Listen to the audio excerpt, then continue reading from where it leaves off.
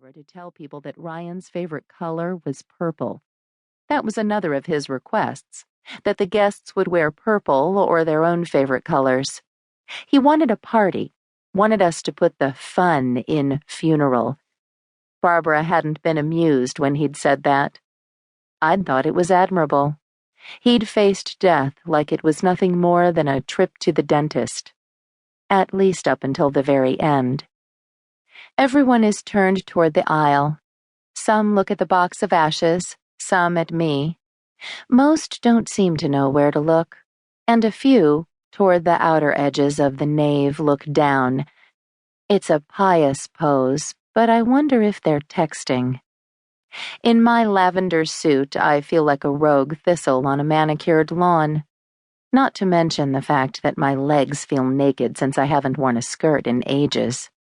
But Mom said no pants, another one of her rules. I'd needed to go out and get something purple anyway, but I don't know where my head was when I let Mom talk me into this suit. So far, I've noticed very few splashes of color. Jeffrey wears a purple silk tie. Mom hides her neck, which she hates, under a gauzy plum-colored scarf. My best friend Mirabella's mauve wrap covers her black sheath dress.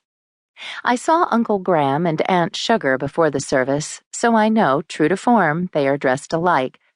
Bless them, with violet button-down shirts under navy blazers.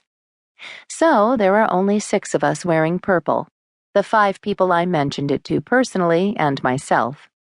Nice of Barbara to ignore Ryan's only other request. I should have been more involved with this. Since my sweet beagle, Barnum, got sick 2 weeks after Ryan died, I've been running between the vet, the hospital, and 5 days ago, the pet cemetery. I've been an incoherent mess this week and consequently haven't been up to helping Barbara with the final plans for today. I don't know if she's irritated with me about that or happy. Probably a bit of both. I'm sure she wanted me and my pushing for things like people wearing purple out of the way, but she still wants to complain that she's had to handle everything. At any rate, I'm glad she decided against a full Mass. We'll be celebrating a funeral liturgy outside Mass. She'd reported to me on the phone one day, since so many of the guests aren't Catholic or don't practice. I figured that was a dig at me, but then Ryan didn't practice either, although I suppose she thinks that was due to my influence. I'm surprised but relieved about her choice. The funeral's going to be difficult enough to get through. At least it'll be relatively short. We reach the table that stands below the altar steps and Jeffrey sets the box down. Its burnished lid glows under the soft lights.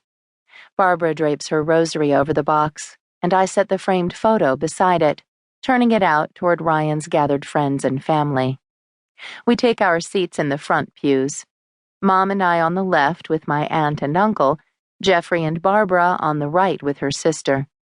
Father Llewellyn, a jowly man under a white robe and purple stole, at least he's in purple, says an opening prayer.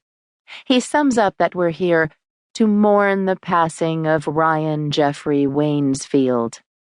As if we could forget.